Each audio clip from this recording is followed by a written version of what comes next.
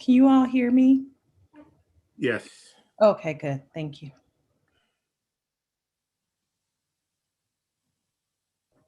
Hi, Diane. You're back. I thought that was your last meeting last week. Or 2 weeks ago. Sorry. Good to see you. Her contract is through June 30th. Oh, thank you so much, Crystal, for that exact information. Absolutely. It's very important.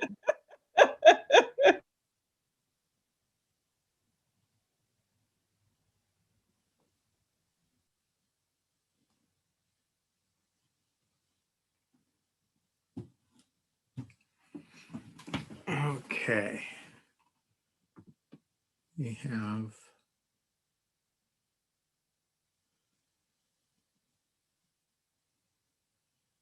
all right, looks like we have our team here.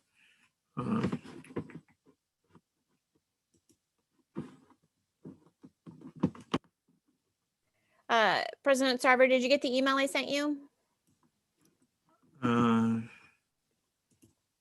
I will look for that. Okay. Oh, and you just texted me. There, that's what I sent you. Okay. Did you send it to my Sequoia address? No. Okay, would you please? I'm off on a different computer. No worries. Okay, thank you. It is going out now.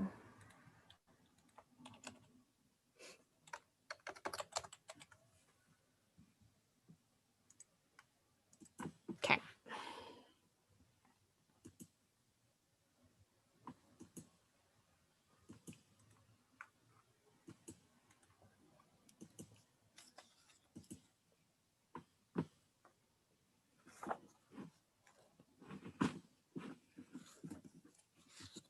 Thank you.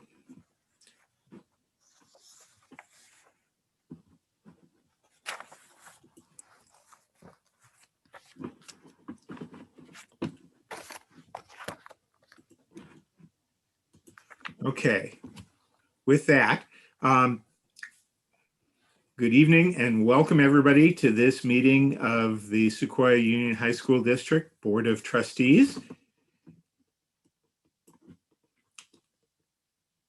And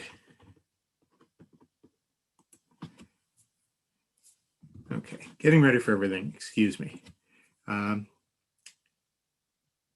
Members of the public wishing to address the board may indicate their desire to do so during the relevant portion of the agenda by raising their blue Zoom hands.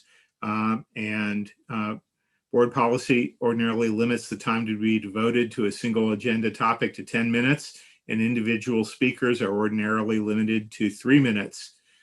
If the board decides to expand the amount of time to be allocated for an item, we may reduce the time allocated to individual speakers to 2 minutes or even 1 minute so that all speakers can be heard.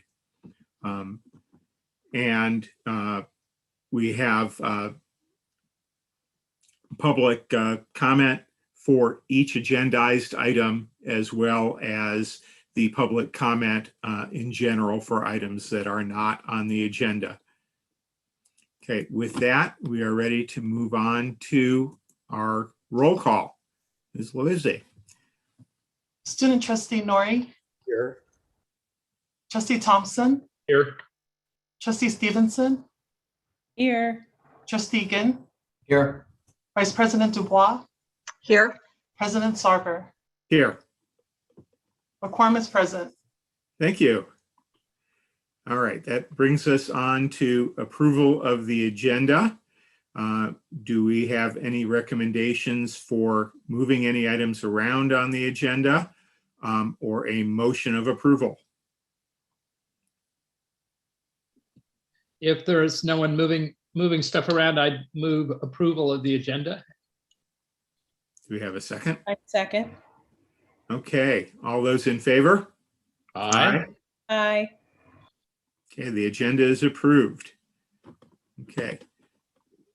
In closed session, the board took action on 3 items.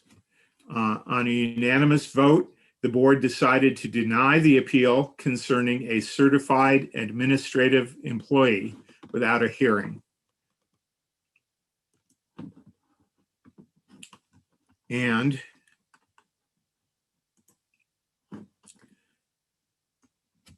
by a unanimous 5-0 vote, the board decided to approve case number 2020-2021-14 and case number 2020-2021-15.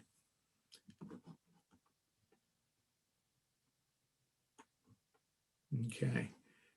That moves us to approval of the consent agenda. And the consent agenda is always a board action to approve all of the following items taken simultaneously with one motion, which is not debatable and requires a unanimous roll call vote for passage. The action indicated on each item is deemed to have been considered in full and action taken as worded therein. If a member of the board, the superintendent, or the public so requests, any item shall be removed from this section and placed on the regular order of business.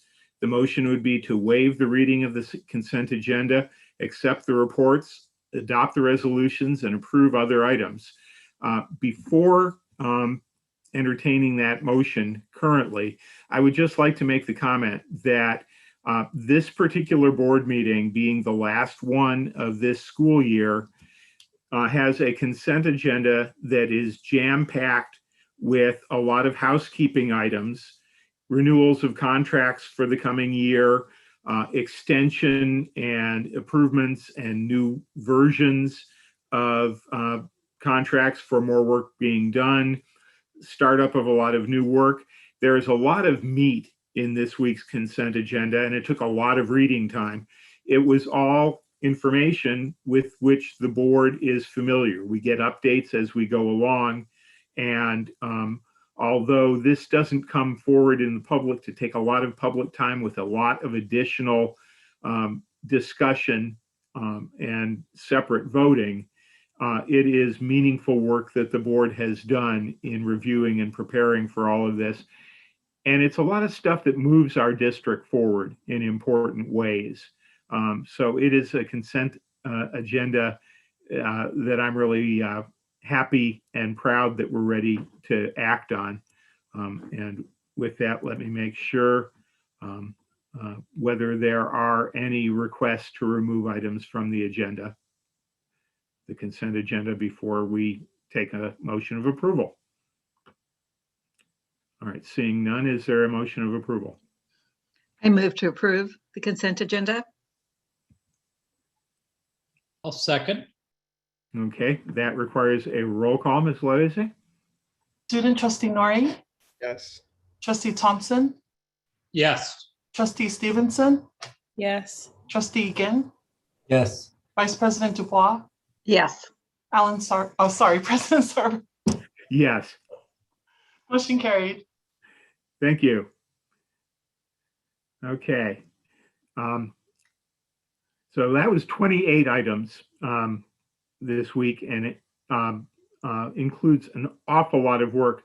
And as we move on, the rest of our agenda, likewise representing the end of the year, is a lot of stuff that has been passed us in various forms many times. And we will not be going into the great depth all over again of looking from the beginning for each of them.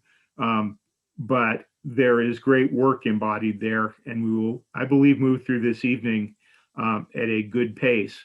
But one of the places we're going to really stop and enjoy ourselves is in special recognitions.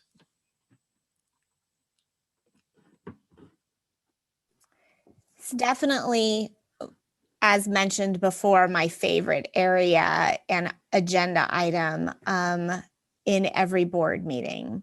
Tonight, I have a couple that actually made it to the agenda, and then I actually have some ad libs as well. But first, most important, I want to recognize Principal Burbank. Diane Burbank, you are just fabulous to work with. And just some fun facts about her, in case you didn't know. We'll start with the serious and we'll end on the lighter part. And then maybe we can get, I believe Stephen, her hubby, is here as well to concur or say, no, that's not the case. But I do wonder if she wears orange even when she is not here. So Diane moved from Denver to California in '83 to enroll in the STEP program, and she taught middle school English for 4 years and 4 years before graduating Gunn High School in Palo Alto. After 12 years as an English teacher and director of student activities and cheer coach, I did not know that, she returned to Stanford to earn her principal credential. She served 3 years as an IVP at Cupertino High School before wanting her own servitude as principal. She was at Aptos High from 2003 to 2008, Prospect High from 2008 to 2012, and then we were able to receive a very well-seasoned principal at Woodside that served with us from 2012 to 2021. I do know that there was always conversation and inquiry to try to get her to come to the district office. We always try to recruit great principals to come to the district office.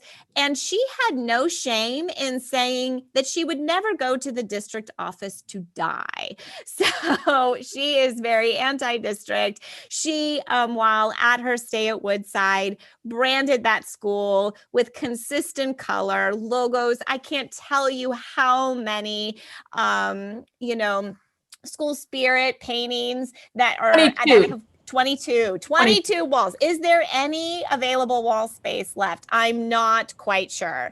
She definitely strengthened the partnership with her school foundation. She quadrupled fundraising. Even in my short 2-year tenure here at the district, I have seen the Woodside Foundation be one of our heavy hitter foundations and really come up to bat when it comes to supporting the school and the initiatives that Principal Burbank has for that. She's increased open enrollment opportunities. And when she started and through her tenure at Woodside, they did have some moments of declining enrollment. And she really turned that around, increased enrollment, and made it, a school where even if you were outside, maybe you would potentially want to transfer there.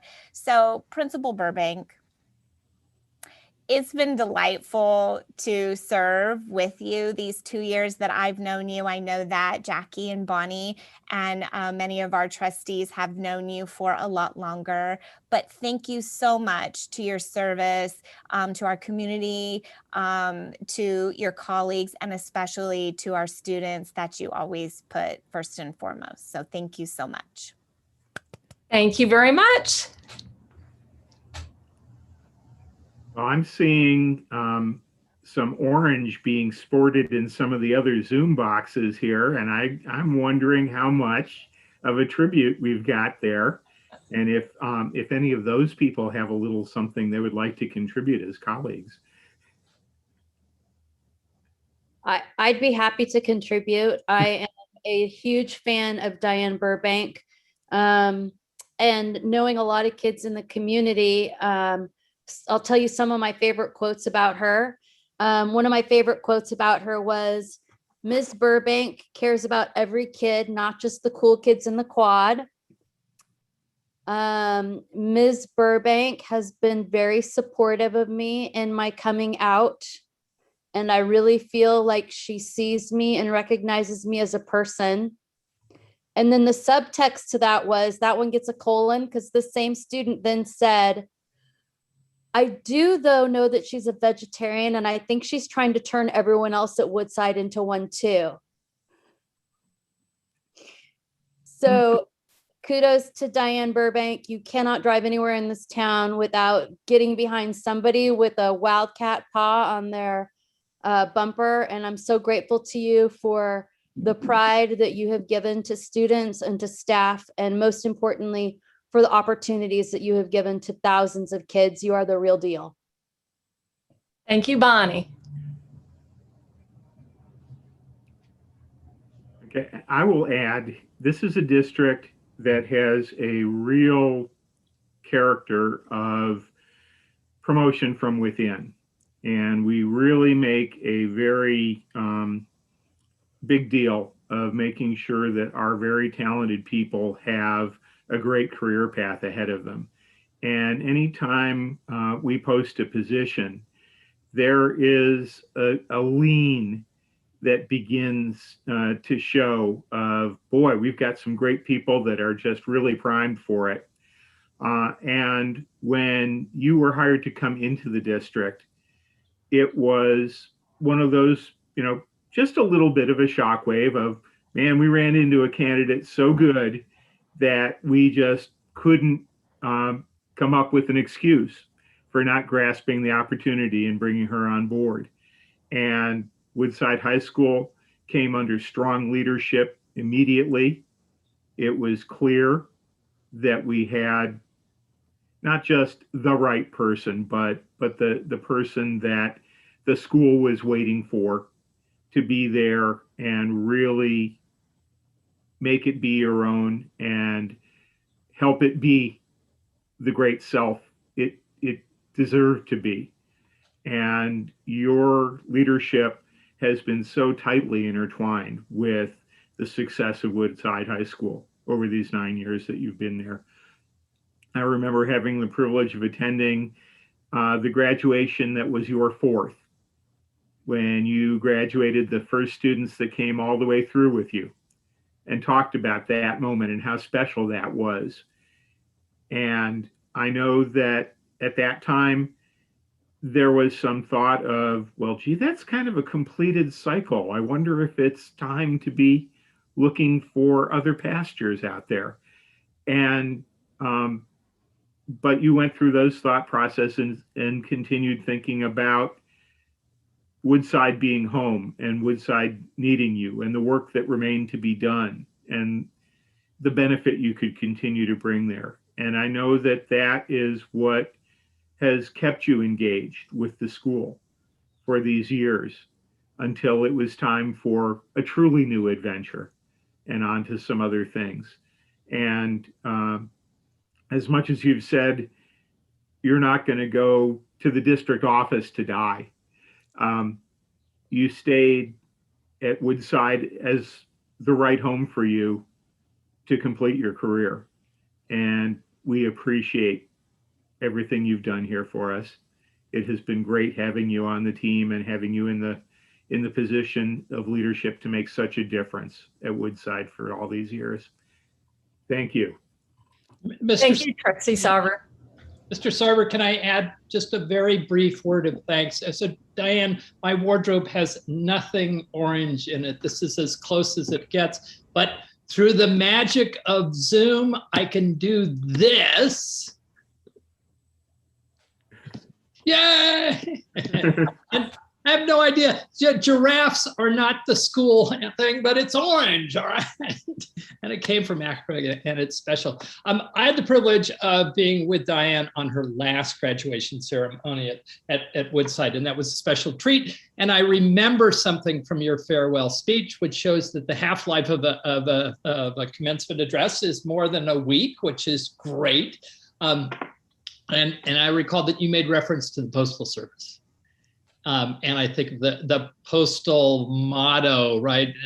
Neither sleet nor rain nor something of something. And that's certainly apt for you and in your closing year. And I think what I want to make particular note of is, as we all know, this has been an extraordinarily challenging year this past year. And you stayed with it, were as strong and professional as ever. I know you didn't have to do that, but you saw that the district and Woodside in its need, probably its greatest hour of need, would benefit from your leadership. And so thank you for that, as well as your service through the years. It's really been a pleasure working with you.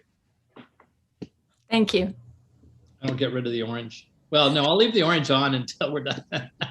Let's leave it on just a little bit longer. And on that same vein, to highlight one of our pride and joy schools of Woodside, and the approval of the consent agenda that the board just approved, I would also like to introduce our new principal of Woodside High School, and that is Karen Van Putten. She is with us as a panelist. There she is. I am really excited to have Karen with us, and was just felt really a privilege to be able to offer her the opportunity to serve as Woodside's next principal. It was a very long process for our, that we went through for our Woodside principal. I believe it was like 4 or 5 interviews. There's technical panels, there's community panels, there's site visits, and then also a panel with cabinet, and then final interview with myself. And, Karen kept rising to the top of all of the debriefing from the interview panels, and we are so excited to have her with us.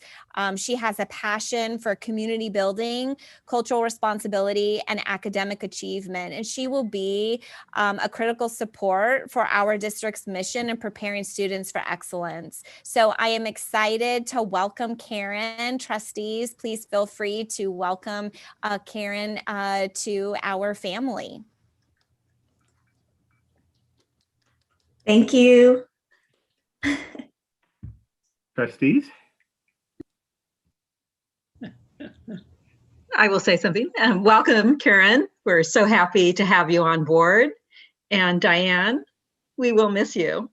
You do look great in orange. I so admire you because I look terrible in orange.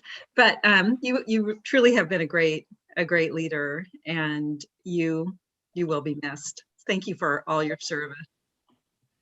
Thank you. And welcome, Principal Van Putten. Thank you, Principal Burbank. Janice?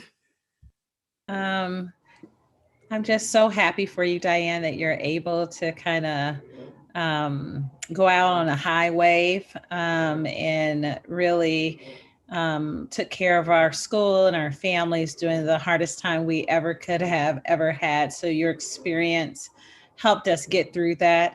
And you really have a lot of fire up under you from the first couple of meetings that I had. I was like, okay, all right, I think she can take us through the fire. So thank you so much for that, and welcome, Principal Van Putten. So Karen, I'd also like to say welcome. Clearly, we've given you a sense here this evening of what large shoes we're asking you to fill. But it also means that you're taking over a ship-shaped ship. This is a school environment that really has a strong sense of self and of what the mission is at hand. And it is ready for your guidance. The board has definitely heard how strongly all of the different panels that you went through came to the same conclusion, that you were the top candidate that everybody wanted. And that kind of unanimity really speaks for a great, strong, collaborative environment that you'll be stepping into. We're excited about all of the experience and preparation that you bring, the attitudes and the capabilities, and how they're going to fit there. And this is a wonderful time for a school environment to be leaping forward. We are coming out of some incredibly challenging times into some great new opportunities, some of which will be disguised as challenges. And we really look forward to your leadership as we move forward into that. Look forward to working with you. Thank you, President Sarver. I know I've got big shoes to fill. I'm going to meet Diane tomorrow, and the rest of the team. And thank you so much for such an inspirational welcome. I'm so glad to hear all about, or just a little bit about Diane.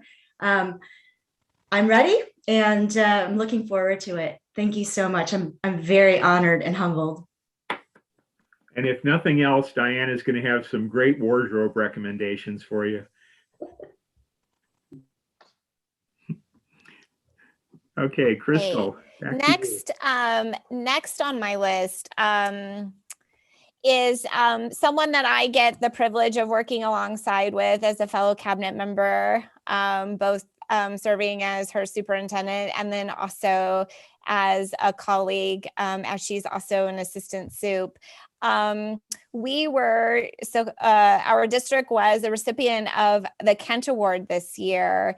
And, for our developing our own program, which is spearheaded by Miss Bonnie Hansen. And this program is just a dynamite program.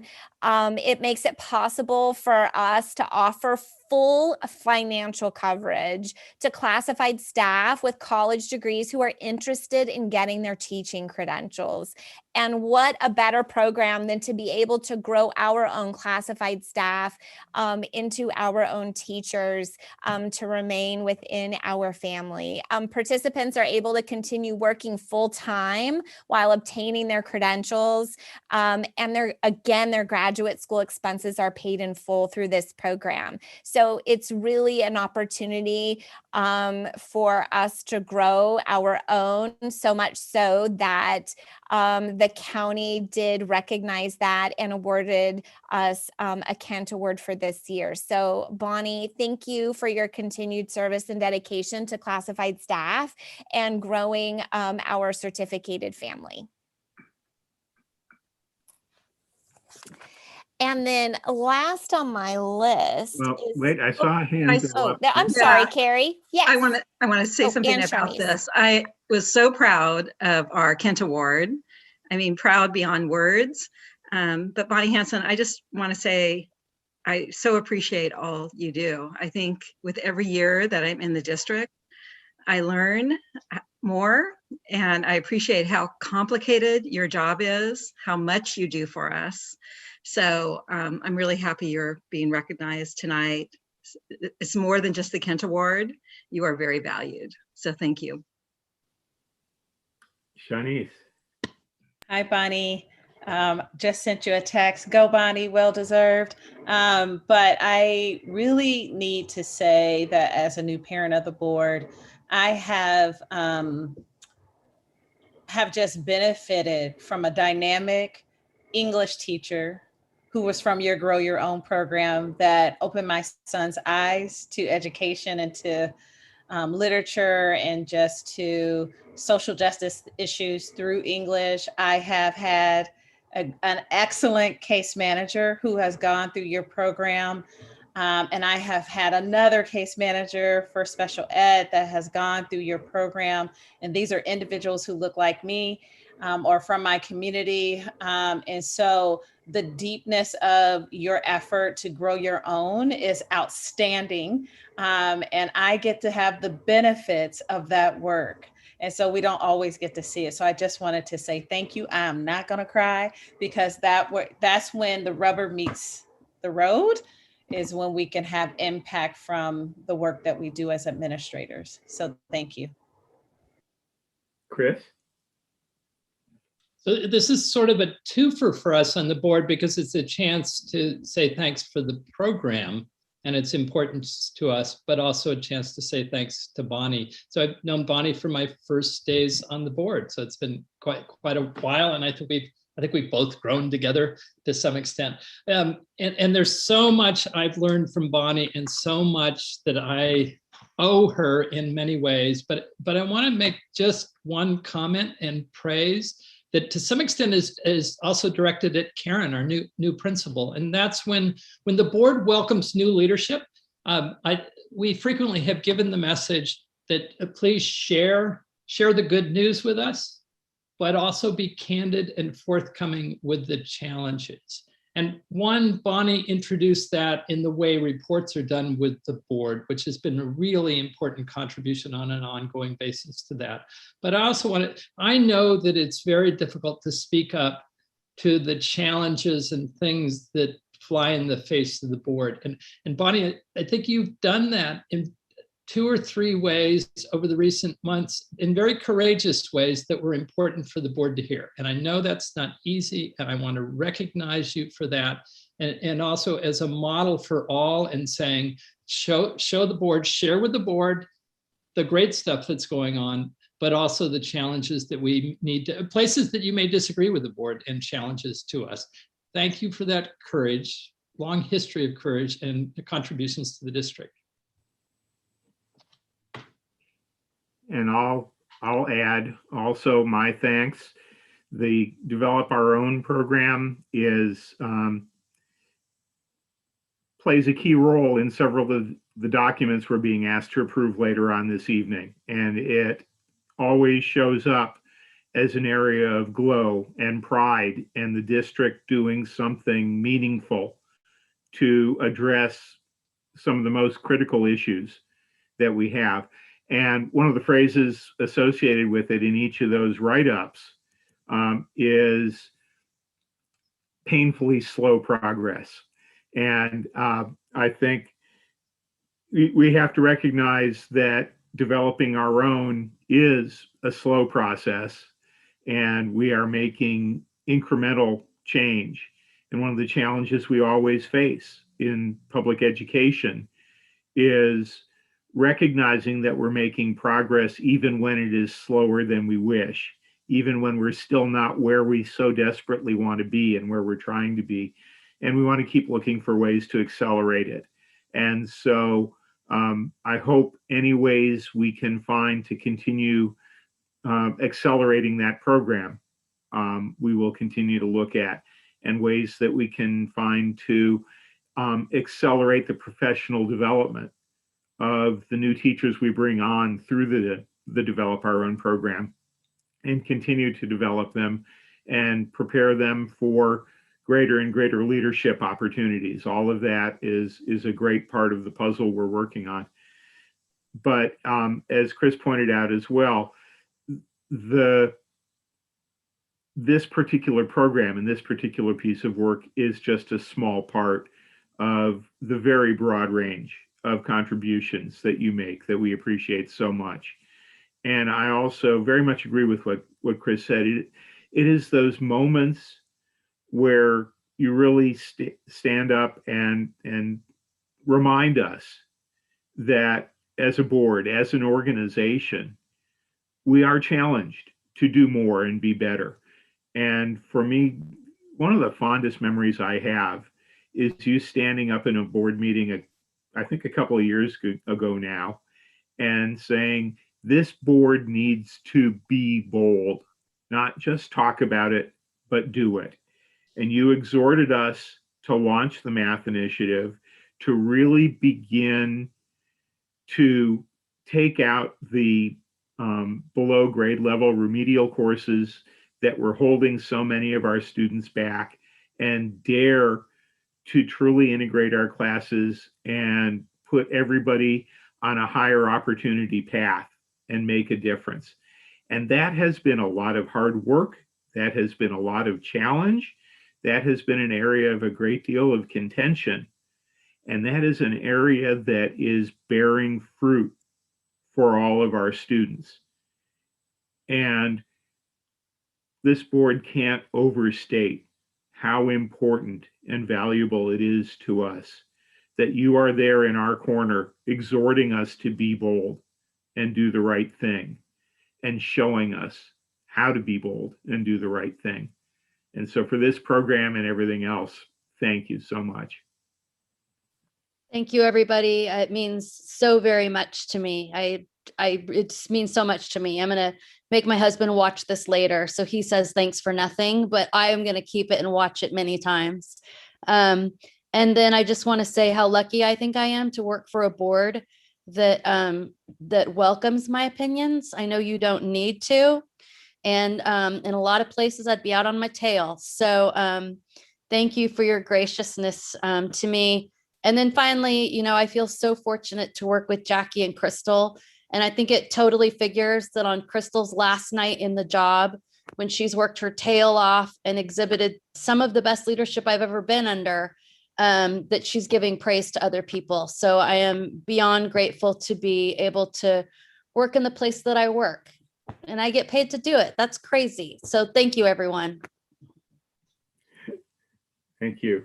Crystal, you were going to ad lib for us. I have one more. You know, there's this individual, I believe actually, I don't think he's a student anymore, but we've learned so much from him, I must say. You know, I think he definitely has a future in public policy if he so chooses to, you know, share his mastery of skills with us further on in life. And, you know, I just wanted to give an opportunity for the board to appreciate and to recognize everything that Savik, our student trustee, has given us and how he's contributed to probably the most memorable year in our careers and our years in service. So thank you, Savik, for being steadfast on your messaging and being there and representing that student voice. Thank you so much for that. Carrie? So a few months ago, I had the idea for the perfect gift for our student trustee because he has been amazingly strong and eloquent. But the gift I wanted to give him is also appropriate for the governance team. So my son dropped off a package to all board members and to the superintendent. And for those of you that celebrate Christmas, this is going to be like Christmas. We have to open it at the same time. Does everybody have their gift? So I'm going to say 1, 2, 3 and open. But before you open, when I think of the closing of schools and all those images we have, and I think of our strengths and our weaknesses, this is one of the things that comes to my mind. So open your gift. The packaging is orange, by the way. Mine is. I only use orange and tissue paper. And hopefully this will be humorous on Zoom. I think it might be better in real life. So can somebody read what the t-shirt says? Listen to Slavik. Listen to Savik. You guys remember that? Do you remember how many times you heard that? It must be a sign that this was a really strong student trustee. So thank you. We will always remember you. Oh, that's pretty awesome. What a great shirt. So unlike most of my colleagues, they're going to have a harder time listening to Satvik next year because he's leaving the district, but he's coming to Stanford. And so I expect I will hear his voice there, and I look forward to it. I'll send a more personal note to you, Satvik, but the experience with your work has been extraordinary in, you know, the toughest year ever. And when I think about your communication skills, your analytical ability, your courage in speaking up, it really is something special. And I think my guess is we all have high expectations for your contributions to us as a community and a nation and a world of the future, because I think you're headed in that direction. Thank you for all you've given to us this past year. Shanice? You're muted.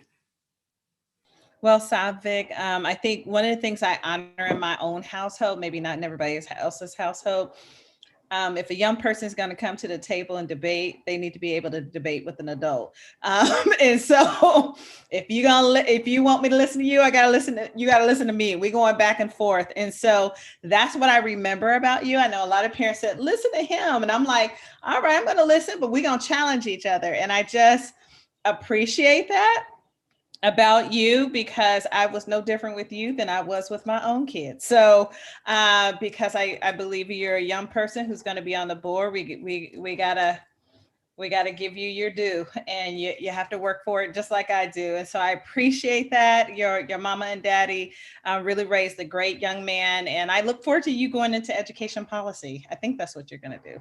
Thanks. So Sathik, I'll add a little. You've certainly heard me a few times this year comment on some of the remarkable achievements that have come to our attention from your exploits outside of the board. And certainly your impact on the board has been tremendous. You have done such a comprehensive job of representing student voice and bringing us an important perspective at a time of the greatest need. And you've continued through these last couple of meetings following graduation to continue to provide input about how student voice can continue to be a more integral part of our work. And everything that you've done has just been a tremendous contribution. In this district, the role of student trustee is really heavy. Carrie has talked several times about the burden that we allow to fall on our student trustees. But in 11 years on this board, we have always been amazed at how our student trustees have stepped forward and grasped it. But you've really taken it to another level. And I know that there's a challenge down to student trustee Steed, and we welcome her as well to come in and fill great shoes and recognize that fertile ground has been laid for continuing to make contributions because of the way you've carved out the role.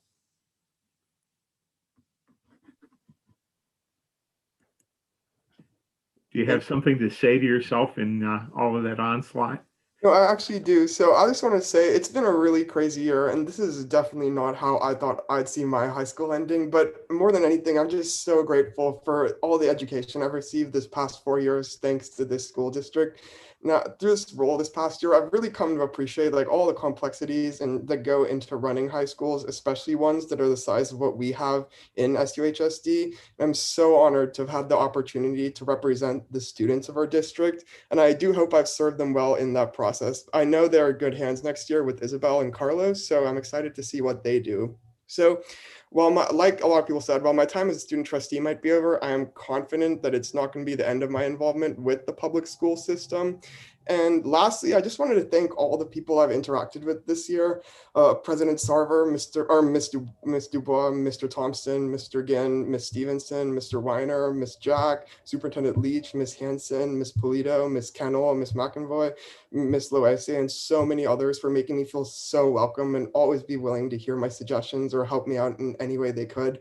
Like, I really don't think there was a more interesting year to be student trustee, and I've really enjoyed every second of it. I'm going to miss hanging out with everyone here every other Wednesday evening. It was one hell of a ride. I love it. And don't forget to stop by the district office tomorrow. I believe Laura has something for you, Suffolk. I will definitely. Thank you. Okay. Are you done ad-libbing? I'm done. Okay, well, the board's going to take a cue from you and do a little bit of ad-libbing because there's another recognition that really is absolutely required. For this much of this past year, this incredible year, this unprecedented year, that word that we've used so much, we have had an interim superintendent who has stepped into the biggest bonfire we've ever seen and has brought stability, trustworthiness, a can-do attitude that makes a difference, and has driven this district forward. Crystal, your time in this role has been absolutely extraordinary. The board members that were here at the beginning of the year had a lot of wrestling to do to find an interim superintendent to come in and keep the district going. And there was a lot of talk of, are we just talking about somebody to keep the lights on? Are we talking about just somebody to find our way through the landmines of the pandemic? Are we talking about just somebody to do this part or that part or some other part of the job? And as much confidence as we had that we had made the right choice in bringing you on board, we have all been amazed at how well you have done so much. And that not only, as is very visible to many of the people on this call and who have been on our calls and on your office hours and many other interactions through the year, that you have been doing a tremendous and complete job as an effective superintendent for the district. But you have also continued to wear another complete hat at the same time and continue as our associate superintendent of finance and keep the district on an even financial keel and continue the many, many ways in which that very substantial job moves the district forward. And a lot of that work is on the rest of the agenda tonight, on a timely manner with the work that we need to keep the district moving. You have done an extraordinary job of two extraordinary jobs while we asked you to fill an interim position. And this district at this moment is in a strong place to a great extent because of the extraordinary effort and the extraordinary skills and the extraordinary personality characteristics you have brought to us this year. And so we thank you for all of that. Now, I know that a couple of things got delivered, but I know I'm not there to further deliver them. So there may be some things sitting in the office. Yes, Laura just wheeled in a cart to my office. So you'll be able to look at them. I can tell you there was one item that was supposed to be coming, which I have in my possession at home, which is a gift card to the Miramar Beach restaurant, which I know is a nearby favorite for you. And we will have to arrange a time that I can get that to you soon. So I'll look for some contact and we'll get that done. But I see some hands popping up, and looks like the first one up is Chris. I don't know that I was first, but I'm happy to go next, which is fine. Crystal, I actually have a note for you. Not all of us, like Bonnie, will review the video tape to get the Zoom, the web, whatever it is. And sometimes it's nice to have a note. And so I'll read a little bit from that, which begins, Dear Crystal, when we asked you to step in as superintendent for the district, I knew you were good, but what superpowers do you have that allowed you to master two big jobs at one time? You put us one job slackers to shame. But what magic do you know that allows you to entertain, baffle, bemuse, distract, and astonish all of our board of directors so completely? But how'd you ever learn so much about infectious disease, hybrid instruction, and HVAC systems? I don't even know the name. But who could imagine you could sustain your infectious smile for so long through so many toils and troubles? Perhaps that's a bad choice for an adjective describing your smile as infectious. Look, Crystal, I know you are very good, so I'm delighted you're not going far from the superintendent's office and that we'll continue to have the opportunity to work together. Thanks for the courage, compassion, your hard, smart work that brought Sequoia through its toughest year ever. You're the best. Thank you, Crystal. Carrie. I'm not reading from my card, so I may not be as eloquent as Chris was, but thank you, Crystal. Watching you was a lesson in great leadership. You just exceeded all expectations. Thank you for working so hard. I want to apologize for our late board meetings, especially the one that went until 1:15 a.m. I still haven't recovered from that board meeting. So I apologize for that. But I just so appreciate you. I appreciate what I learned in watching you. Thank you for saying yes at a time when we really needed you. You worked really well with us. You worked really well with our parents and our students and our employees. I just have so much gratitude for all that you did. Thank you. Rich.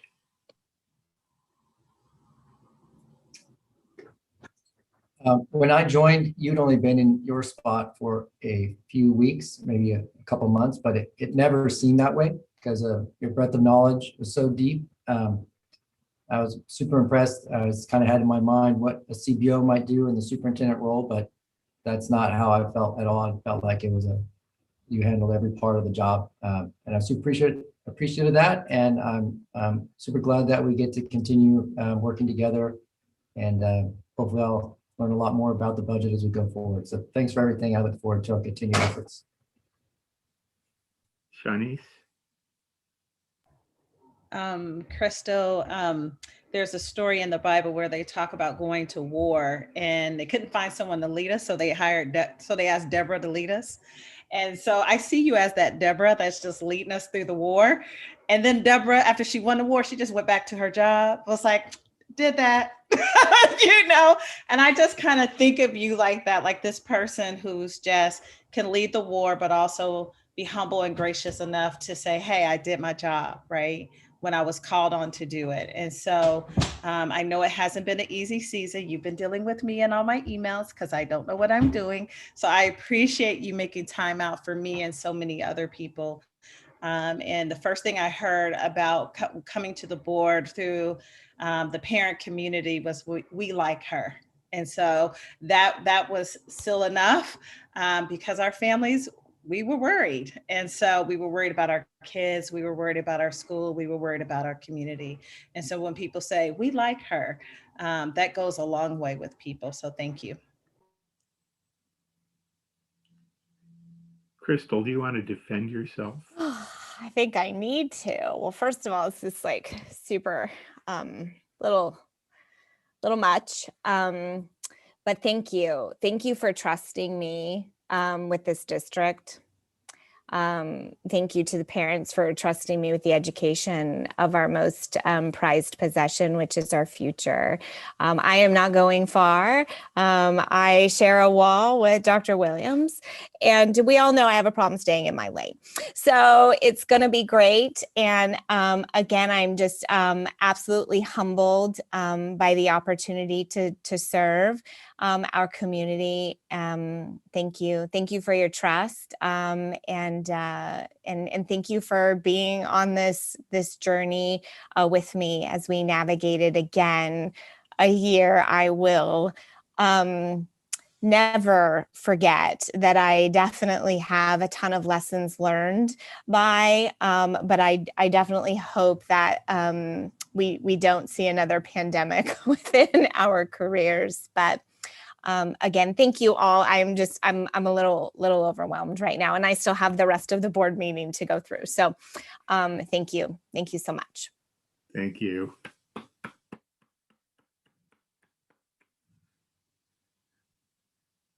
So Savik, do you have anything left as student trustee comments, or did you shoot your wad before?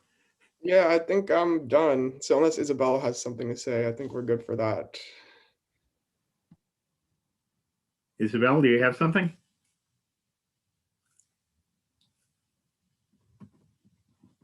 Okay, well, we'll move on then. Oh, let's see. Have I forgotten who I'm asking to go first? My guess is that it's time to ask Grace to go first for Ask Me, but I welcome being corrected.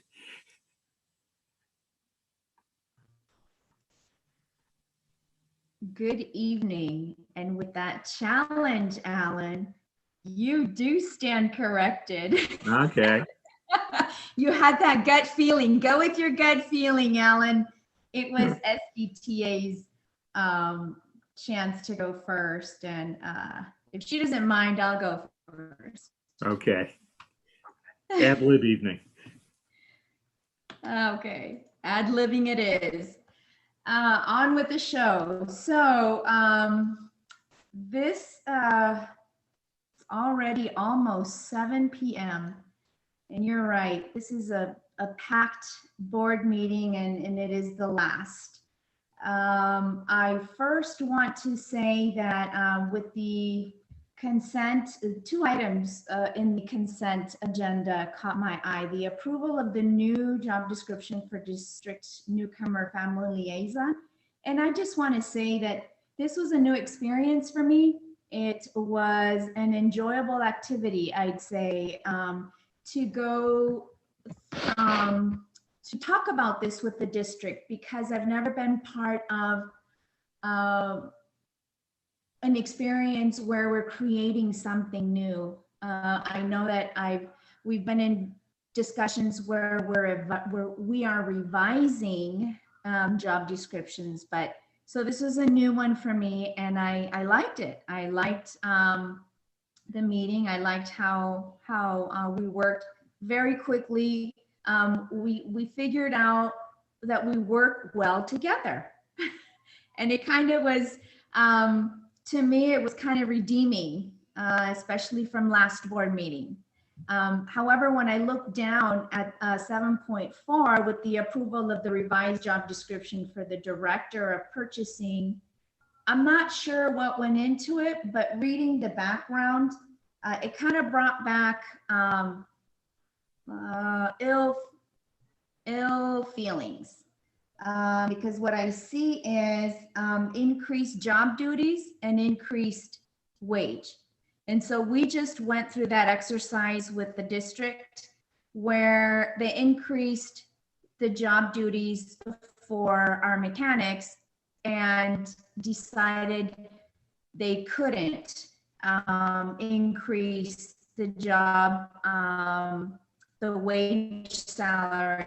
However, they did offer to give 5%. So you all spoke very eloquently of Crystal stepping into the Grace, you're breaking up. I wonder if it go better without your I'm video. getting a message that my connection is unstable. Yeah. Are you able to hear me? It's still difficult. Hello, are you able to hear me? Getting a message that my connection is unstable. Yeah, it's breaking up a bit. It got a little better when you turned off your camera, but not entirely.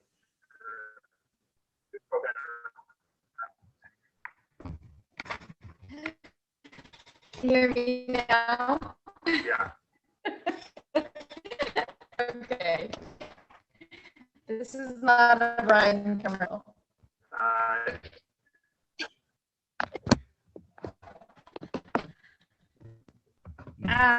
Can you hear me now?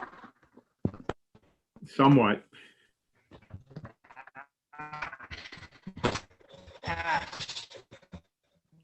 Hello? Okay. Grace, I think we're going to have to move on to Edith's comments for Not SDTA. entirely. Okay. Okay. So, All right, great. Gosh, I don't know what else to say, but I'd really like to finish my comments, but I'm not sure if you can hear me. No? It's coming Can't you through. hear me? Yeah. Okay. Okay, try again. Let's see if we get it. Hello?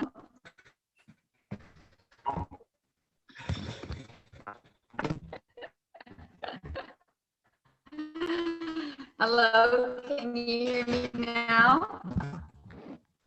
Grace, it keeps being very broken I'm up. walking around the house. I think we'll need to move on to ask Edith for her comments tonight. Of course you are. Can you hear me? No? Very intermittently.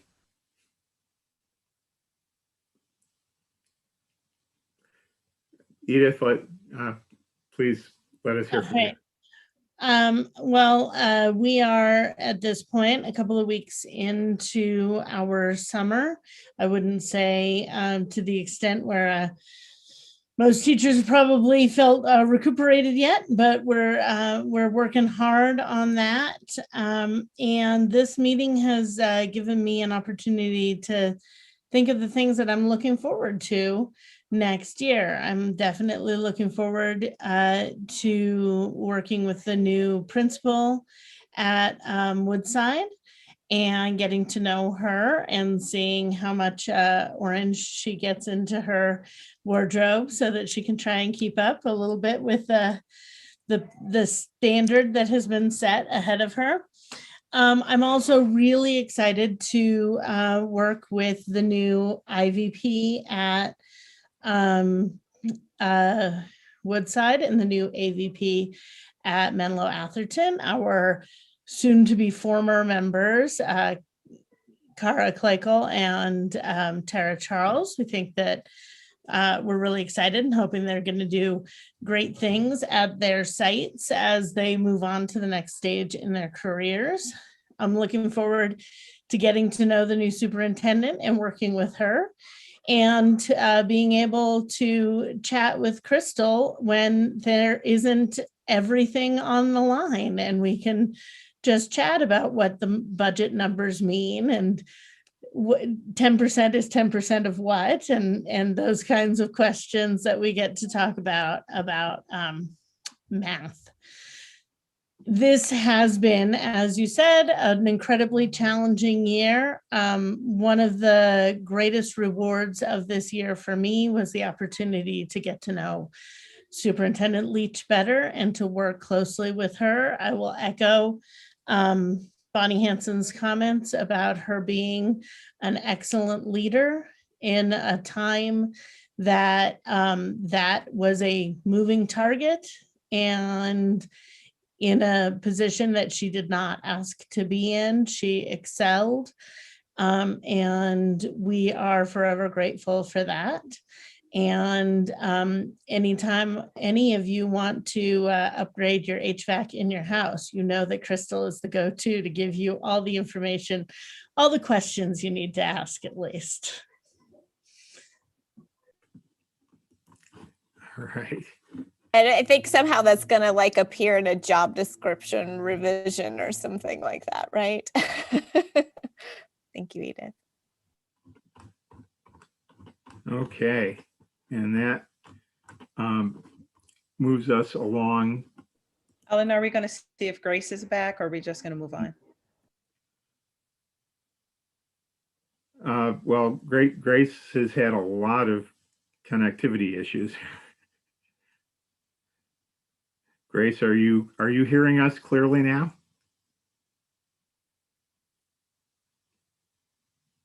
I'm seeing her still dark and muted. So I think we'll move on at this point to our correspondence section of public comment. The board did receive a piece of correspondence earlier today, which came from the Reopen SUHSD group that spoke about the importance of being open and inclusive as possible in both an in-person and digital format in meetings going forward, including areas of public comment, and also to make sure that there is follow through on full in-person instruction in the fall, and a continued effort at community engagement and listening to all voices. And the entire board and senior staff have all of the details of that email that was shared with them. And these will be things that our board will be discussing and coming up with policies to make sure that we are following through on that as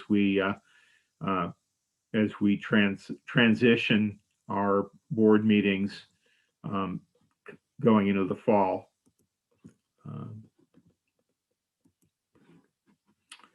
Okay, and that brings us to public comment, which is a period for speakers wishing to address the board on matters not on the agenda.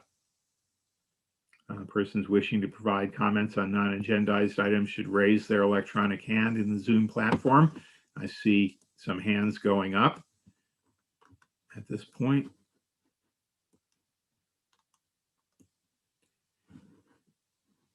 Okay, I do see 2 hands, and that would be at 3 minutes apiece. That would give us 6 minutes, and we could fit that in. If there's anybody else who would like to speak, please do raise your Zoom hand right away, and then we can get started. We will start with Des, and then we will end with Carol Ann Coleman. Hey there, everybody.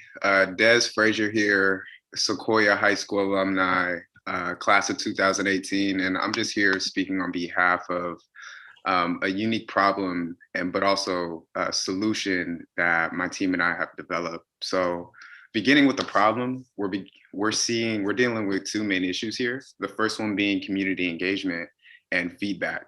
As it relates to community engagement, the problem is that there's very low engagement levels with culturally and linguistically diverse populations in the district. And unfortunately, English language development populations are most impacted without a user-friendly platform to express the support they need. And the second issue being feedback is that a large portion of our community stakeholders are not being accounted for because there's no convenient and effective tool for stakeholders to share feedback with Sequoia Union High School District Board.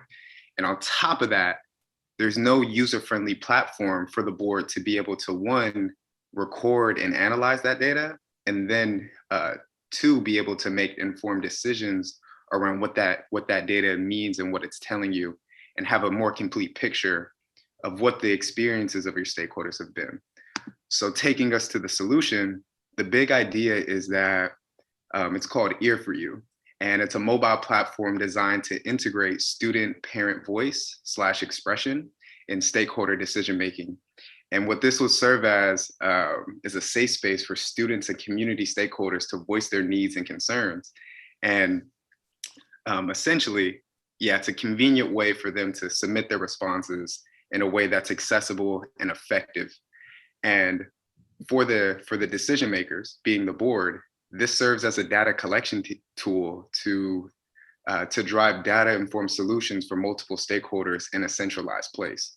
So if you can imagine this mobile platform where students, parents, teachers are submitting their responses, imagine if you had a centralized place where you can collect that data, but also analyze it and make sense of a more complete picture of what the experiences of what your stakeholders have been, and imagine the impact that this can have on a student who is shy and doesn't talk much, and whose families have just moved here from a different country. And what success looks like for us is, in the end, having a final prototype ready by the fall semester and launching a pilot in partnership with Sequoia Union High School District. And we've learned that there are many other school districts facing similar issues. And we've learned that our solution is a startup solution for the nation, and want to pilot our solution in partnership with Sequoia Union High School District. Thank you very much, and thank you for listening. And there's more information in your inbox where I've sent a full presentation on what our research has been, what we found, and our solution. Thank you. We will read that email.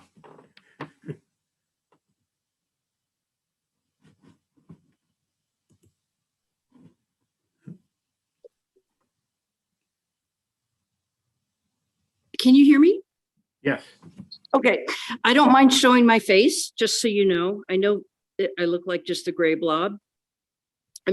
Anyway, so I'm just saying that I never have a problem showing my face if it ever comes down to it.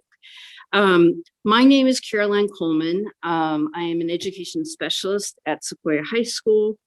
I'm a mother, I'm a parent of a student at Sequoia, and of course, I'm a stakeholder. Me and a few of my colleagues had the opportunity to participate in a 5-day anti-racist teacher training last week that allowed me to just scratch the surface of my own awareness of my bias, my blind spots, and my privileges as a white woman.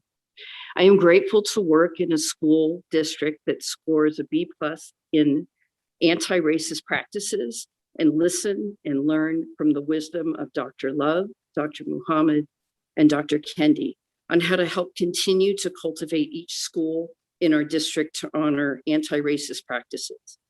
I want to thank a San Francisco local, Joe Trust, for creating this platform of wisdom around dismantling systemic racism, providing educators to have use street data, qualitative data, and for the leaders and crafters of our staff developers, Victoria Dye, Bonnie Hansen, Jacqueline McElvoy, Crystal Leach, and of course the board. Thank you. Joe Truss's workshops are also going on every 3 months to help educators to continue to grow, to help administrators, teacher trainers, and coaches to continue to do better. He also helped us to realize there's still work we need to do so our students see themselves in our education, in our educators.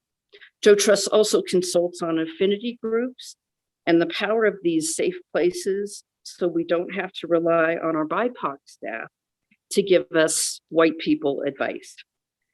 Finally, it would be great to have the team continuing on giving us anti-racist curricular who want, basically anyone who wants to access to this, that they, if they're hungry to do this, to also have access and continue to provide this fabulous resource. I hope you all have a wonderful summer, and I am going to be a continuous supporter of us all doing whatever it takes to help our students together. Thank you.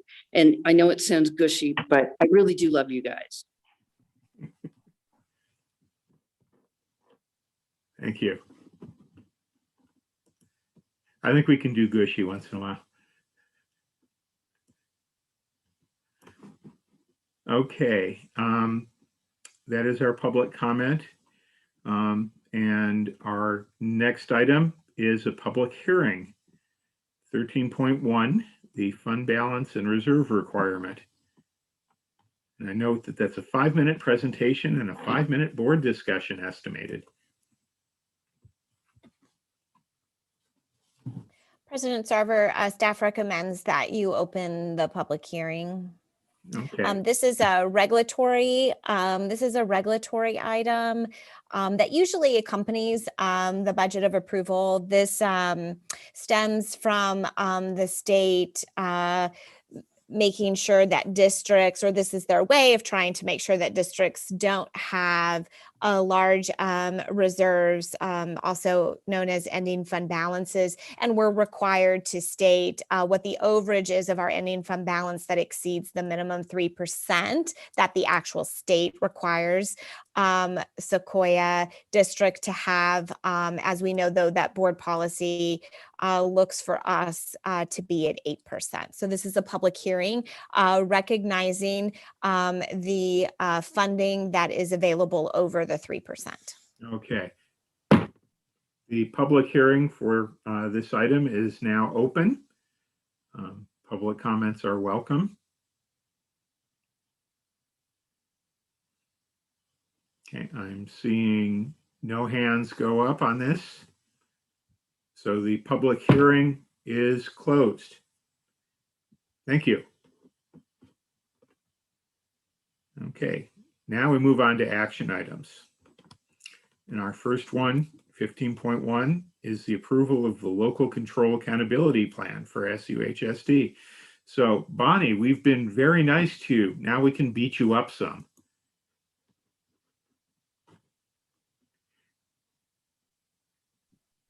That sounds fair to me. So I did send you all, and I know that Laura updated the Lcap documents for your final. The county took a look at them for us, which we greatly appreciate. And there were a few small grammatical and clarifying changes that I have not noted. I can assure you they are of no substance. The two items that were updated were that in the Lcap itself, when we were talking about reflections, we added in, at the county's suggestion, our 2019 state dashboard results. We had not done that prior because we have more recent data, but they point to the same end, so it was neither here nor there. So we added that in for a compliance factor. And then we was also suggested that we give a little bit more clarification in our local learning continuity plan, around the compliance and accountability section for what we were providing above and beyond for our unduplicated students. None of the information in either of those sections is news to the board or anyone who follows us remotely. And I would request, with all of that said, your final approval. Okay. Are there any public comments on this before we hear board comment or action? I'm not seeing any hands go up. Seeing no commenters, I'll make a motion to approve the local control accountability plan. I'll be pleased to second. I think Shawnee's got that in there as a first second. I got it, Chris. Okay. I'll have to be faster next time. Yeah. All those in favor? Aye. Aye. Okay, it is unanimously approved. Thank you. We didn't do a very good job of beating you up. I think we got to that a couple of meetings ago. Our next item, 15.2, is the approval of the Lcap for East Palo Alto Academy. Amika. Hi, good evening, trustees and superintendent and cabinet. Thank you for being here this evening and being here to hopefully approve the Lcap for East Palo Alto Academy as a dependent charter as part of Sequoia District. As you may have noticed, while other schools in the district were presenting their school plans, we present our Lcap because we are still considered our own LEA as part of the state, as originally a charter, but because we're part of the district, as you know, in all the ways that are best, in my opinion, we get to connect and we get to collaborate. And Lord knows, Bonnie, more than anybody, we get to work together on some of these things. And so I present to you this evening our Lcap for EPAA. As much as possible, we try to distinguish both what we do as a small school dedicated to BIPOC first-gen students going to college and beyond, but also what we do in tandem with the district. As I like to say, I am very spoiled because I have the best of both worlds. So I present to you our Lcap. Mr. Sarver, I want to second this one. Okay, well, then we need somebody I'll to move make that a we approve the LCAP for the EPAA. There you go, Chris. Okay, we have a second and a motion. All those in favor? Aye. Aye. Okay, well done. Thank you. Thank you. Okay, approval of the adopted budget for 2021-22. Yes. So as presented earlier, study session back in the end of May, and then public hearing and also presentation at our last meeting in June, where we dove in and we looked at the multi-year projection. Again, these planning factors that were used were based off of May revise. We do anticipate a revision at unaudited actuals, and hopefully the presentation of the budget book in fall to the board as well. So I do ask for the board to adopt our budget for the 21-22 school year. Okay, do we have comments on the budget? Well, Mr. Sarver, can I comment for anybody who's listening to the board for the first time? This document, the budget, and the two LCAP documents are actually very important. And even though we're passing them very quickly, it's because staff has brought them before us in the community multiple times. And so we've had lots of opportunities to engage in conversation, input, and oversight on them. I just want to make sure that's clear in the midst of otherwise signing off very quickly on the documents. And if there aren't further comments, I'd be happy to make the motion to approve the budget. I'll second the motion. All right, and that comes from the two members of our board budget committee. So that's a pretty strong motion and second. So all those in favor? Aye. Aye. Okay, and that is passed unanimously. And this indeed goes straight to the heart of the two huge jobs that we have been talking about Crystal doing for the district. Well done again. Thank you. We move on to approval of the local indicator outcomes for Sequoia Union High School District. Bonnie. Thank you. These local indicators were skipped last year, just like the Lcap was replaced by the learning continuity plan for this past year of pandemic that we hope to never repeat. But they're not new to the board before that. The local indicators are usually approved by the board in the fall following the adoption of the Lcap.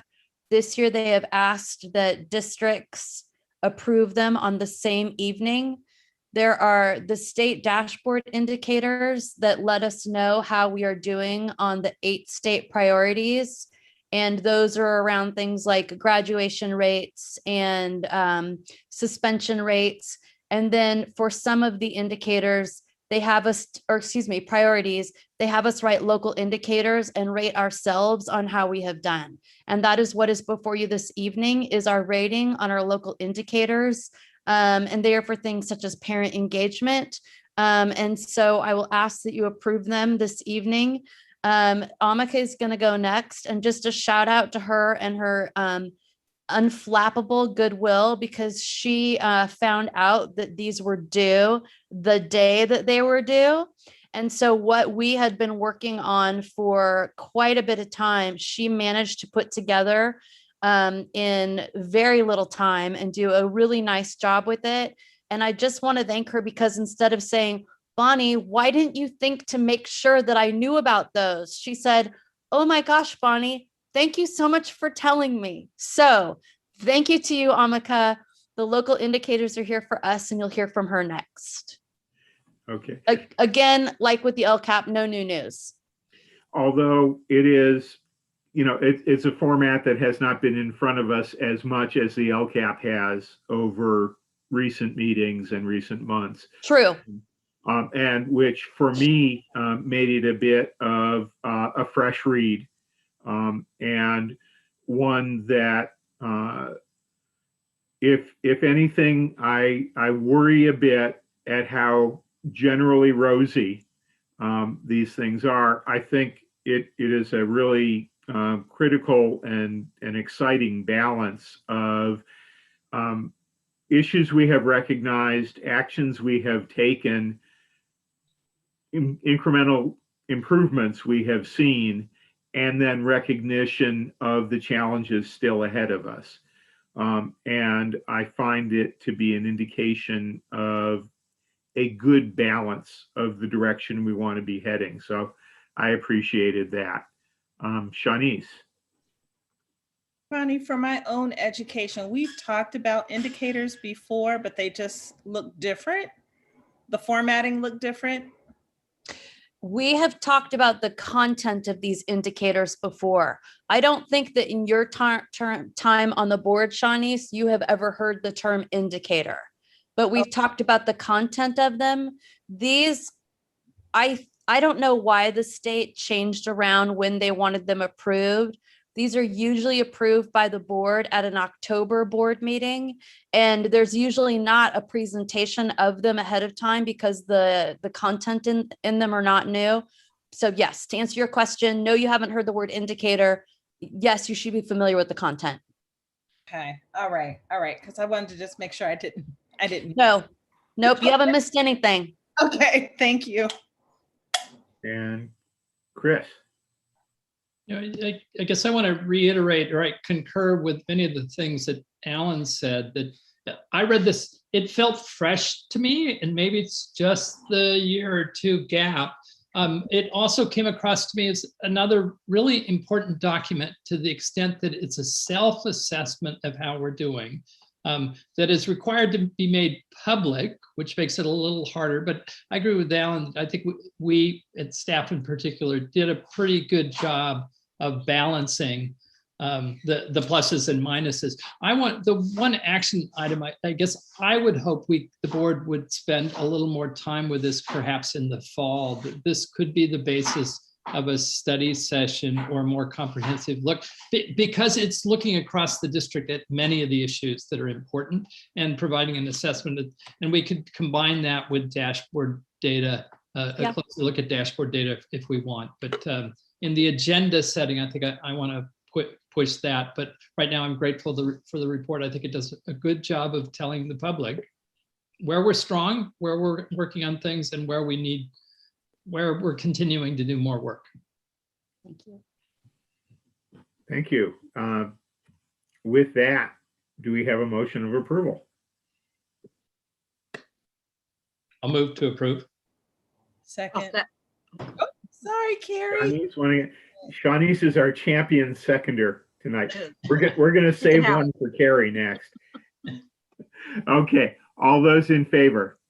Aye. Aye. Okay, again, unanimously approved. Well done. Okay, the EPAA local indicator outcomes. Amika, take it away. Good evening. Thank you, everyone. Again, I should mention I found out 9 p.m. the day before, so I did have a lot more. I had more time than you realize, and I was grateful that we, even though we didn't have to do it last year, we did have to do it the year before. And in some ways, I feel like it helps the general public when they're looking at the dashboard, because when you look at the dashboard, everything that's data driven is automatically refreshed, just because it's that simple. And the indicators allow you to give narratives for the things that can't be automatically refreshed. And so what we had in our favor, Bonnie and I, who are primarily doing these kinds of reports, is that we had to do our annual update, the annual report about the LCP. We had to do this a couple years ago, and in many ways the foundation was still there. And for myself, I have to do a gazillion reports because, as you know, our foundation does a lot of fundraising, and that money don't come for free. You got to write stuff. And so much of what I was doing wasn't, obviously making things up. It was pulling from many, many existing reports out there. So I just want to allay any fears that I was working, without any thoughtfulness and without any real deep connection to the data, right? Because the California Healthy Kids data was real, the Panorama Survey data was real. So what informed the local indicators is absolutely very, very real. And I just don't want anyone to worry that because that was one of the rare moments where folks didn't include me. It's very interesting. Sometimes the county sends me everything that Bonnie and Crystal gets. Sometimes they don't. And I'm not sure how to go other than to just create a calendar and double check, triple check with everyone around me that I can have a good runway for these projects, because I do pride myself in involving my team in things. And I hate to think, but the good news is what you see in front of you is a culmination of work that was created collaboratively and then put together into this one space, so that when you do see the dashboard for EPAA, it can speak to that in a more developed way. So I bring to you this evening our local indicators for the EPAA LCFF plan. And I want to throw in my immediate response was that, of course, on reading the two of them back to back, you get to compare and contrast. And as with the Lcap and other key documents that we see for the entire district and then for EPAA, this really illustrates to me the positive values of the dependent charter arrangement, that it really demonstrates ways in which part of the school's success is generated from the ability to leverage the strengths of the district. And part of it comes from the school's ability to follow the path of your own charter. I really keep coming back to what a positive and important thing it has been to establish this dependent charter operation, and how well I believe our staff is executing that. And in conversations again and again and again, the board keeps asking, are you getting the support you need? And are you getting the autonomy you need to be able to do it all right? And documents like this reflect not only that you are getting that balance, but that you are getting the outcomes that we would hope to achieve with that. So I appreciate it all the more that there was an urgent need to get it done quickly, but also that the resources were in place because it's a reflection of how you operate and how you think, and how those resources were there to be leveraged. So I really like what I saw there. Welcome. Any other comments or a motion? I will move to approve.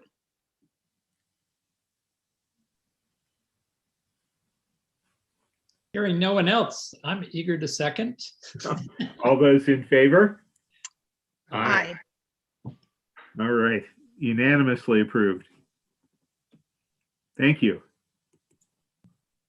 Okay, and finally, adoption of resolution number 1691, authorizing the establishment of Fund 8, the Student Activity Special Revenue Fund. Yes, this is a new item. Dina is with us tonight, and she will introduce this item. But before I turn it over to her, I would also like to acknowledge her and her staff. Let me tell you, budget year and financial reporting is hard when you have a CBO that's dedicated to you 100% of the time. It is 10 times as hard when she is constantly busy and inaccessible and driving you bonkers because she wants things moved around 100 different times. And she's laughing because she knows it's true. And she did it with such grace and patience. And Dina, I really appreciate you for that. And I appreciate your staff. You know, we are definitely, we are falling into rhythm, and I'm really excited to be able to go back and the great things that we'll be able to do on the business side. So I just wanted to thank you and acknowledge you and your staff. It's a lot of work. It's a lot of work, and it's 100 times more work, especially during COVID, with all of those COVID funds and the different reportings that are required and keeping track of every dollar. So when she has controller, she is definitely controlling. So thank you, Dina. And this again is a new item. So I'm going to let Dina introduce and talk about this item. Thank you, Crystal. Thank you for those kind words. And yes, I am very excited to have you all to myself and not be shared with the whole community. So I am looking forward to that when you come back from vacation. But for those who do not know me, I am the controller. I am Dina Stewart. Just to give you a little background on this item, our auditors came to us this year and informed us that the Governmental Accounting Standards Board, known as GASB, issued Statement 84, which is effective this year, 2021. And the primary purpose of this GASB is to identify and to record the treatment of fiduciary, can't even say it, activities. As a result of this new accounting standard, the California Department of Education recommends that LEAs review policies and procedures for each ASB and club to determine whether each activity or club meets the fiduciary activity in accordance with GASB 84. Those activities that meet the definition of fiduciary should be reported within a special fund, Fund 95, or Student Body Fund. That's the name of it, a Student Body Fund. Any activities that do not meet the definition of fiduciary activities are considered governmental and should be reported within the district's books. And they're considered governmental funds, such as the fund that we're trying to bring before you tonight, Fund 08, which is called the Student Activity Special Revenue Fund. After review with our auditors, it was determined that the ASB and club accounts do fall under the category of governmental activities, and therefore we will need to establish Fund 08 within our district by adopting Resolution 1691, which will allow us to open the fund at the county treasurer. So do you have any questions?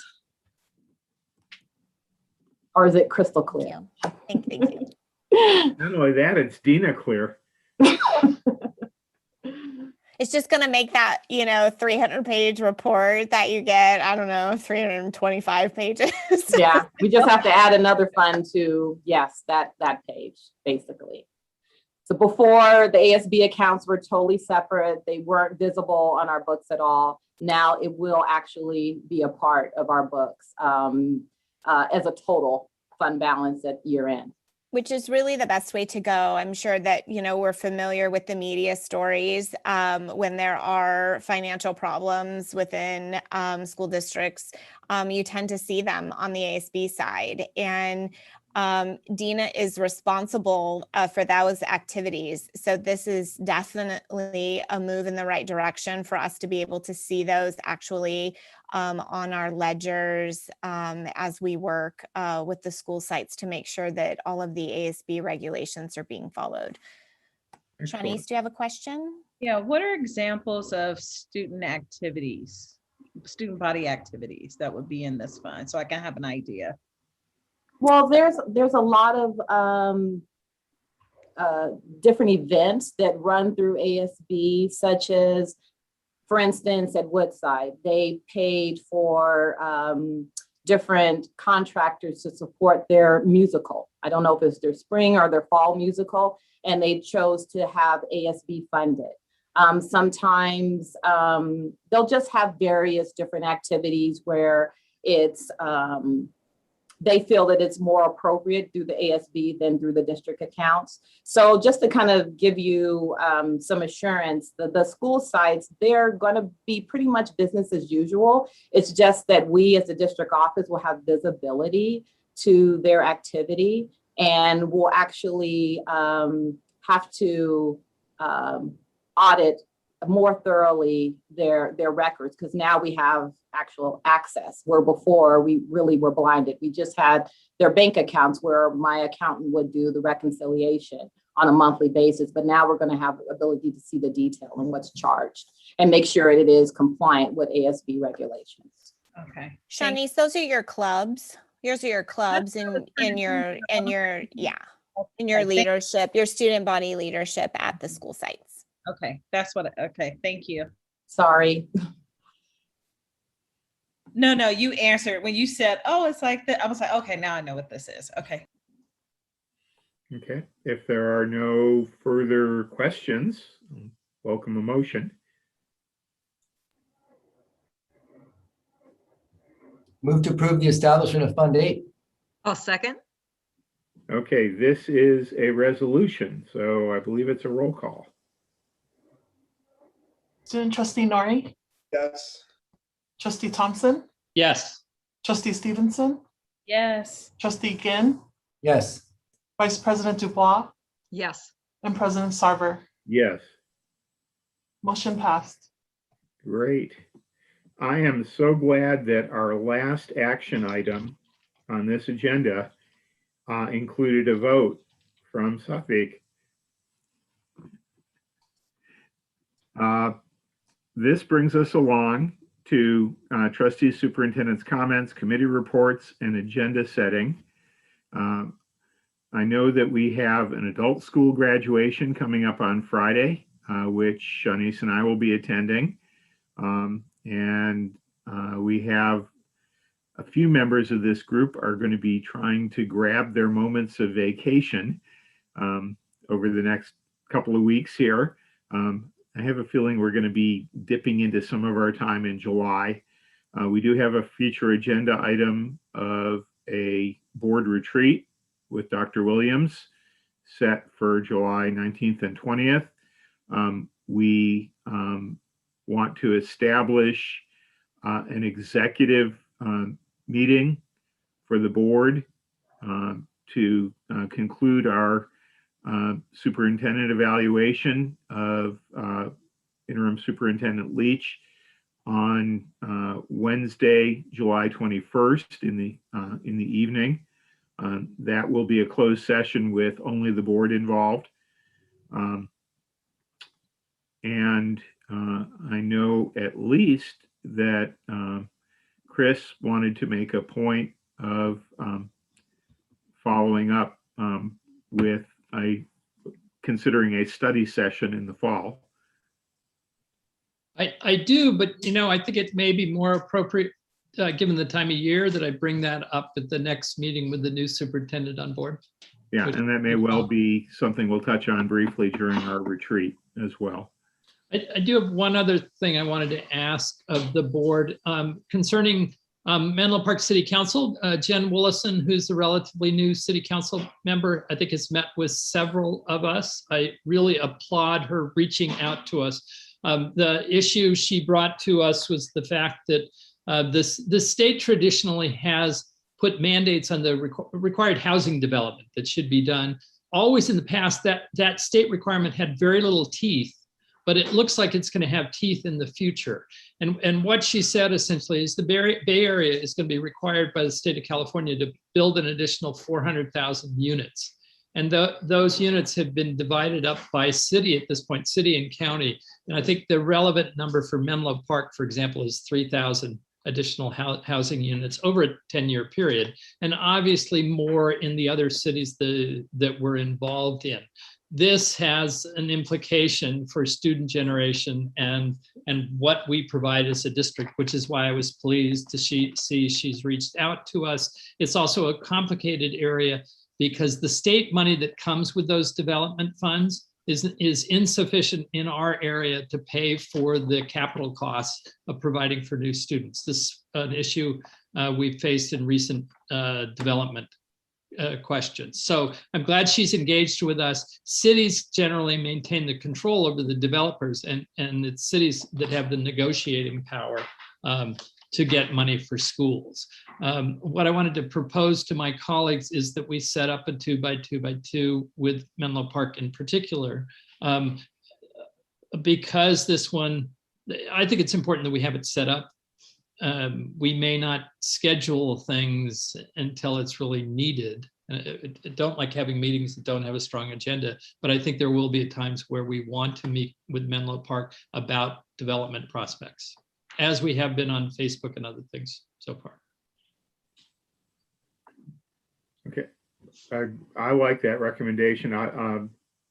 Crystal, I'd like your sense that this sounds like a productive step to be going on, that you'd be actively involved in this, I would believe. Absolutely. This is definitely on my side of the house. So we can look at doing that in July or August. So I can connect with Trustee Thompson. In reference, I don't know who the 2x2 is off the top of my head. Do you Well, know who's on that? The suggestion is because we don't have a one right now, so we haven't identified the board members. I thought we did. Did we for Menlo Park? I thought Yeah, it was me. did. Oh, I thought. right, you and me. I mean, I That's know. what I thought, but if it's not, I support having this But as an maybe agenda item. I don't know. Maybe we fought over it. I don't know. Well, and it wasn't going anywhere, I think, and so that's nice to see. I will do some research and we will see who is assigned to that area. And then we can talk about that. It definitely also sits in the side, just as an FYI, of budget committee, because it does have to do with property acquisition and different negotiations that are currently underway from my associate position. So it would be completely appropriate also for Rich and Chris to join in this meeting. So I will back out of it. Thank you, Crystal. I think also another good thing about the budget subcommittee team being the ones to take this is that we are likely to have similar activities with other communities under our wing. And it would be good to have a consistent team doing that work. I think that's true. The other 2x2s generally that I've been involved with and have a broader focus than development questions. I know the Redwood City one has been rich in the past with different topics, where at times it's appropriate to have the superintendent involved in not, but this one I think is going to be focused primarily on development. That's excellent. Do we have other input for future agenda items? Yeah, I have finally have time to go to the Masters in Governance training. And of course, I took them out of order. So I did the, I think it's governance and looking at leadership and stuff like that. I think it's number 4. And they had talked about something with the governance calendar. They have a way of looking at all the components of what makes a good governance.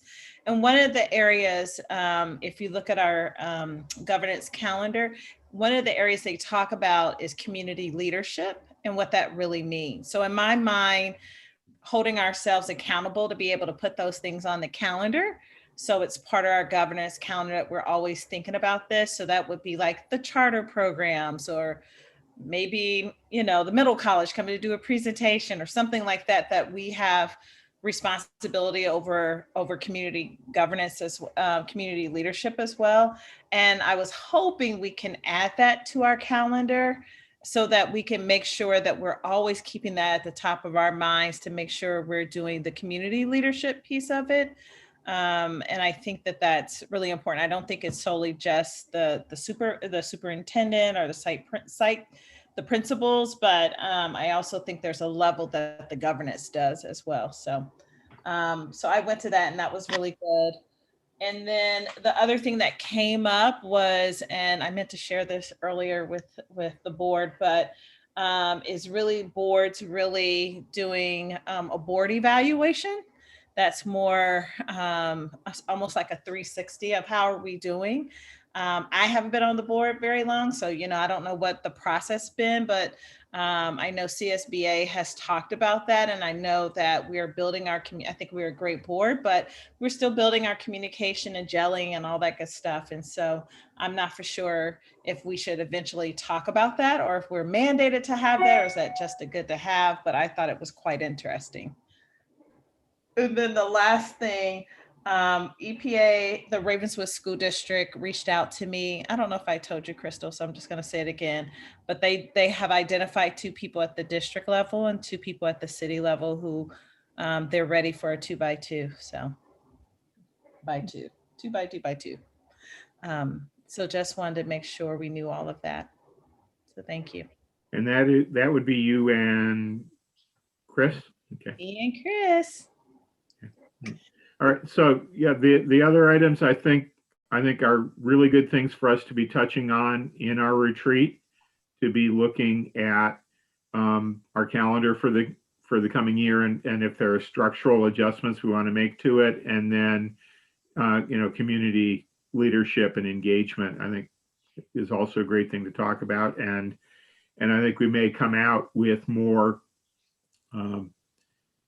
maybe some topic that we'll want to agendize to really follow up on that. Okay, Carrie. Yes, I want to second what Shanice was talking about. I think, if I understood you correctly, though, are you really talking about like oversight? Is that the word we should use? Because we haven't oversight of the charter schools, oversight of even like special ed, like that master calendar. Is that what you meant, Shanice? Is it oversight rather than leadership? Yeah, so they have a chart of a visual that says what makes a good governance, and one of the visuals had to do with community leadership. And of course, I can't find my materials as I wanted to talk about it. Yeah, if you can pass it on to us, because I haven't looked at their material in several years. And then also lots of things. It could be, oh, we're going to have Redwood Shores, the Menlo together come in because we're partnering with them, or Redwood together, or whatever. But it also, in my mind, could be like the charter. It could be some other things that we want to make sure that's on there, and that we're always keeping at the top of our mind. Because I was actually thinking about that even tonight, that we haven't had the charters in for a presentation, and that oversight is very important. And again, special education. We at least once or twice a year, I think we need to have a presentation from special ed. So my only comment is I attended, or I helped out at the OYA conference in North Fair Oaks. One of the things that's happening as part of Redwood City Together, the new executive director really wants everybody who is part of Redwood City Together to be out in the community and working on various projects. And I like that he's doing that, because that gets us out in the community. I didn't know much about the OYA conference. It's a leadership conference for our kids in the North Fair Oaks neighborhood. And it was kind of nice to be there. I was just handing out burritos and putting together the swag bags. And the leaders of the event were community members from North Fair Oaks. That was a really positive day for me. And I appreciate that Raphael is getting us out into the community. I think that's really important. And it was good to be there, not on Zoom, and really with people. So I appreciate what Raphael is doing. Great. Okay. If we're good on this, we are ready to adjourn. The board wants to return to closed session for a little continuing executive conversation.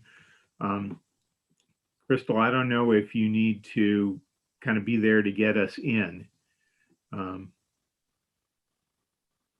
I'll get you in. Okay. And then I'll say goodbye. Okay. That'll be good. Okay, so with that, we will say a good evening and a good year, and thank you to everyone who has joined us, and we will see you in the next school year. Happy summer. Happy summer. Yeah. Happy summer. Okay.